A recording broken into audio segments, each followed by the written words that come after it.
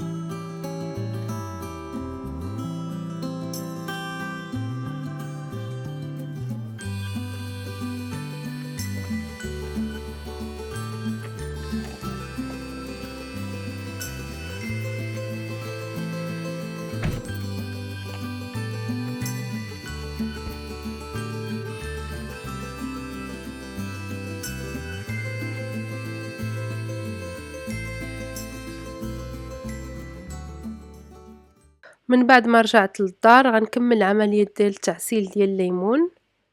عندي هنايا القشور ديال 2 ليمونات اللي كيف ما شفتوا سلقناهم 3 ديال المرات، من بعد صفيناهم من الماء وخليناهم بردوا. دابا غطيتهم بالماء البارد وضفت عليهم تقريبا 2 الكيسان صغار ديال السكر، كتبقى على حسب الكمية د القشور اللي عندكم. غنردهم فوق نار متوسطة مع التحريك حتى يذوب السكر، ونخليهم يغلاو حتى يبانوا لي تعسلوا، وبحال إلا بداو كيبريو يعني كيبانوا ملي كيتعسلوا. غنوريكم دابا شوية كيفاش غادي يوليو. وأيضًا غنحضّر معاكم زيت الزيتون المنكّه بالثوم. هنايا عندي تقريبًا 20 حبّة ديال الثوم اللي قشّرته وقطّعته لأن هنا الثوم كبير شوية. غنغطيه بزيت الزيتون، اعملوا الكمية اللي بغيتو. غنحطوه فوق نار تكون هادئة تمامًا، وحطوه في أصغر راس البوطة عندكم وغنخليوه يطيب بشوية حتى الغرض ديالنا هداك الثوم يطلق الطيبة ديالو في هداك الزيت. هاد الزيت هذا كينفع في بزاف ديال الأطباق، إن شاء الله غنعطيكم اقتراحات في هاد الفيديو هذا، وغادي تشوفوني كنطيب بها فيما بعد. بالنسبة لليمون ما نغفلوش عليه، يعني نبقاو نحركوه وحنا كنشوفو يعني كنحضيوه. كيف ما كتبان هنايا هذه هي النتيجة اللي بغينا. كيف ما كيبانوا القشور ديال الليمون تعسلوا وتشمعوا، صافي نطفيو عليهم البوطة ونعملوهم في شي صفاية هكذا باش يقطروا من هذاك الماء. من بين الوصفات اللي غادي نحضروا اليوم أيضًا غنقوموا بتحضير مادلين، وصفة للأخت ناني شهوة ناني. المقادير اللي عطات هي 2 بيضات، كاس إلا ربع ديال زيت نباتي، كاس إلا ربع ديال السكر، استعملت في العبار الكاس ديال الياغورت العادي، كاس ديال الياغورت الطبيعي، أنا استعملت بنكهة المشماش، ملعقة صغيرة ديال قشور ديال البرتقال، ملعقة كبيرة ديال الفاني، 2 كؤوس ديال الدقيق، ملعقة ونصف من البيكنج باودر، وقبصة ديال الملح. هاد الوصفة هادي كيف ما قلت لكم خديتها من القناة ديال الأخت ناني، غنخلي لكم الرابط أسفل الفيديو في خانة المعلومات. الوصفة الأصلية ديال الأخت ناني. الطريقة هي كنخلطوا البيض والسكر والفاني، كنطربوهم مزيان حتى كيتضاعف الحجم ديالهم أو كيولي اللون ديالهم أبيض. أنا هنايا في الأول عملت المقادير اللي عطات هي، ولكن فيما بعد قررت أنني نضاعف المقادير لأنني بغيت واحد الكمية تكون كبيرة شوية. فهنايا ضفت 2 بيضات تانيين، يعني المجموع 4 ديال البيضات، وأيضًا ضِعف الكمية ديال السكر والفاني. من بعد كيتضاعف الحجم ديال البيض والسكر والفاني كنضيفو الزيت النباتي، كنضيفو الياغورت، هي عملات ياغورت طبيعي، أنا عملت بنكهة المشماش. غنضيفو القشور ديال البرتقال الطرية غنحركو. أنا غيّرت شوية في الوصفة، كيف ما غادي تشوفوا دابا شوية شنو هي التغييرات اللي عملت. هنايا ضفت الدقيق، طبعًا لأنني ضاعفت الكمية المقادير خصني نضاعف الكمية ديال الدقيق والبيكنج باودر والملحة طبعًا. في الأخير كنجمعو هكذا الخليط بالسباتول باش كنتأكدوا بأن ما بقى حتى شي دقيق لتحت ناشف. التغيير أو الإضافة اللي ضفت أنا هي ضفت ملعقة صغيرة من النكهة ديال البرتقال، وأيضًا غناخد واحد 2 أطرفة من هذاك البرتقال، قشر البرتقال اللي عسلناه اللي هو هذا، غنشفو من هداك الما ديالو، غنحيدلو هاديك الطبقة البيضاء لأنها كتكون شوية مرة وكتطلق المرورة في الحلوى، فمن الأحسن أننا نحيدوها. كتبقى غير القشرة البرتقالية، وغنقطعها قطع صغيرة وغادي نضيفها لهاد المادلين هذا، وصدقوني كتجي واحد الوصفة لذيذة بزاف، كلشي عجباتو هاد الوصفة هادي. زدت أيضًا واحد الكاس ديال دانون أو ديال الياغورت عفوًا، عامر بالحبيبات ديال الشوكولا كيف ما شفتوا، أنا غير كنقدّر، ولكن ضيفوا نتوما كوب ديال الياغورت. فكيف ما قلت لكم هذه هي التغييرات اللي ضفت أنا، وجا لذيذ بزاف. هاد المقادير اللي عملت أنا اللي هما ضِعف الكمية د المقادير اللي في الوصفة الأصلية عطاوني 12 زائد 6 اللي هما 18 حبة ديال المادلين أو كيكات صغار. أنا هنايا شعلت الفران على درجة حرارة متوسطة اللي هي 180، غندخلهم للفران يطيبوا تقريبا واحد 20 دقيقة. كيف ما كتشوفوا هنايا غنزين الفوق بالحبيبات ديال الشوكولا، طبعا هذا ماشي ضروري، الوصفة الأصلية ما فيهاش. وهنايا وضعت شوية ديال الكوك، ممكن تخليهم كيف ما هما حتى يطيبوا، ومن بعد دهنهم بالناباج أو المربى وتزوقوهم باللوز أو الكاوكاو أو اللي بغيتو. هنايا غندخلهم للفران إن شاء الله نتلاقاو فيما بعد منين يطيبوا.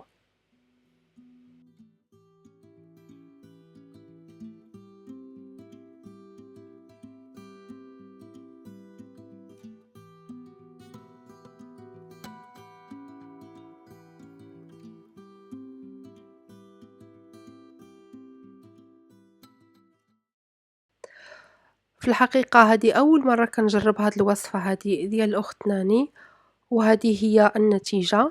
أول حاجة لاحظتها أن هاد المافنز هادو أو هاد الكيكات أو المادلين ما كيلصقوش في الكاغيط ديال المافن، وكيجيو طريين ولذاذ بزاف. وهاد الطريقة اللي عملت أنا يعني ضفت لهم القشور ديال الليمون المعسلة ونكهة البرتقال، جاو لذاذ بزاف. كيف ما قلت لكم نتوما ممكن تزينوهم بالطريقة اللي عملت هي، يعني مني طابوا دهناتهم بالمربى ورشاتهم باللوز. هنايا نكمّلو الزيت المُنسّم بالثوم، كيف ما قُلت لكم كنخلّيوه على نار مهيلة جدًا حتى كيبان لنا هذاك الثوم اتعسّل، ولا بني ولكن ما نحرقوهش، يعني النار خصها تكون مهيلة بزاف ونعطيوه الوقت ديالو حتى كيولي هكذا الثومة معسلة ورطبة. صافي كنخليوه حتى كيبرد مزيان وكنخويوه في قريعة وكنحطوه حدانا. كيف ما قلت لكم هاد الوصفة هادي كتصلح لبزاف ديال الحاجات. ممكن نعملوه في البطاطا اللي غندخلوها في الفران، كيف ما غتشوفوا فيما بعد أنا غنعملو مع البروكولي وغنسوطيه. ممكن تعملوه في الخبز ديال الطوست مباشرة، أي حاجة كتعملو فيها التومة. يعني وما توفرات لكمش التومة ممكن تستعملوا هاد الزيت هذا كيعطي واحد النكهة لذيذة ديال الثوم.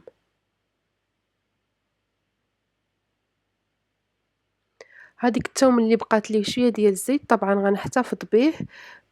ممكن تستعملوا كيف ما قُلت لكم في التوست مع خبز ديال الgarlic bread مع السباغيتي، أو ممكن تستعملوه في بزاف ديال الوصفات. وأيضًا الليمون المُعسّل حتى هو غنحتفظ به في الثلاجة، ما غاديش يوقع له حتى شي حاجة لأن هذاك السكر كيحافظ عليه. غنحتفظ بهم في الثلاجة إن شاء الله لنستعملهم في وصفات أخرى. بالنسبة للعشا غنوجدوا الأرز اللي دايمًا كنحضّرو معاكم، ولكن اليوم إن شاء الله غنعملوه بطريقة شوية مختلفة. هنايا عندي كوب ديال الأرز كنسوطيه مع شوية ديال زيت الزيتون، ممكن تستعملوا الزيت ديال الثوم اللي حضّرنا مع بعضياتنا، غير كي ياخد شوية ديال اللون ضفت له واحد البصلة صغيرة مقطعة، واحد الفلفلة حبة ديال الفلفل الأحمر وفلفل الأخضر، نصف حبة الفلفل الأخضر لأنه كيكون كبير. وغادي نسوطيهم مع بعضياتهم حتى يرطابوا شوية. غنتبلهم بشوية الملحة، الفلفل الأسود، شوية ديال الكركم وشوية ديال السكينجبير، شوية ديال السودانية. غنعمل هنايا عفوًا فحال الفكرة ديال البايلا، ولكن طبعًا هذه ماشي البايا ما غنعملش فيها هاداك الحوت والدجاج وداك الشي، غنعمل وصفة جد سهلة. هنايا من بعد ما سوطيتهم مزيان غنضيف ضِعف الكمية ديال الأرز. عملت كوب ديال الأرز غنضيف 2 كيسان ديال الما، وضفت تقريبًا ربع كوب ديال الجلبانة المسلوقة. من بعد ما كيغلى هذاك الما كنقص العافية تمامًا، كنغطيه وكنخليه يطيب على خاطرو. غنتسنى عليه الأرز حتى يطيب نصف طيبة يعني حتى يقرّب يوجد، وغنفتح له وغادي نضيف له شوية ديال الكالامار وشوية ديال القمرون. هذا كانوا شاطوا ليه من العشا ديال البارح، إلا باقيين عاقلين كنا عدلنا واحد الطاجين ديال الكالامار والقمرون بقاو لي، فبغيت نعمل هنا فحال الفكرة ديال البايا فحال اللي قُلت لكم، حتى قرّب يطيب الأرز وضيفته لأن الكالامار القمرون ما خصهمش يطيبوا بزاف تمامًا وإلا ما غيبقى فيهم حتى غيوليو فحال الكاواتشو. فخليتهم تقريبًا 4 ديال الدقايق وصافي وطفيت العافية. نحرّك وغنخلي ما بقي ديال الماء يتبخر بحال هاد الطريقة هادي، يعني غطيت الطنجرة ولكن خليت فاين يخرج البخار. هنايا غنحضروا الطبق الجانبي هو البروكولي. غنعمل شوية ديال هداك الزيت اللي حضّرت معاكم شوية ديال التومة أيضًا. البروكولي سلقته في شوية ديال الماء المملح وصفيته. ما كنسلقوهش بزاف باش ما كيتهراش، يعني غير شوية، غير كتحيد منه هاديك الطيبة ديال لأنه ما طايبش، صافي كنصفيوه من الما. هنايا الزيت ضفت له شوية ديال السودانية وغنقلي هداك الزيت حتى يبدا يسخن، وغنضيف له البروكولي اللي كيف ما قلت لكم مسلوق في الما، أو ممكن تفوروه طبعًا. وغادي نحرّك وغادي نتبّل طبعًا بالملح والفلفل الأسود. وكيجي هاد البروكولي لذيذ بزاف وزوين وسهل كيف ما شفتوا. أيضًا غنقوم بتحضير شوية ديال السمك. بالنسبة للناس اللي ما كيعجبهمش هاد النوع ديال السمك أنا يعني كيبقى اختيار شخصي. أنا جرّبت بزاف ديال الأسماك هنايا وكاملين فيهم واحد الطيبة قوية ديال الحوت إلا هذا كنظن سميتو البانغا هو والصول هما اللي ما فيهمش الطيبة ديال الحوت القوية. فكنستعملو مرّة وأيضًا التلابيا حتى هو ما فيهش. هنايا تبّلته بشوية ديال الحامض وشوية ديال الملحة، وغندوزو في الطحين وشوية ديال الفينو وغادي نقليه في الزيت. وهنايا غنقدّمو العشا ديالنا.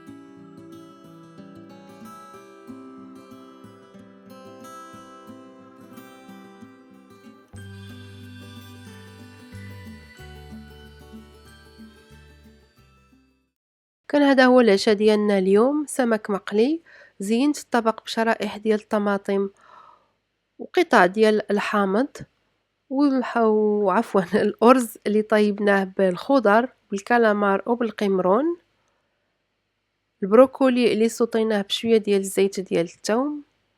كنتمنى إن شاء الله الفيديو ديال اليوم يكون عجبكم، عطاكم أفكار للعشاء وأيضا الفطور ديال الوليدات. كنتمنى إن شاء الله تكونوا استفدتوا. كنقول لكم شهية طيبة، وإن شاء الله نتلاقاو في الفيديو القادم. سلام عليكم.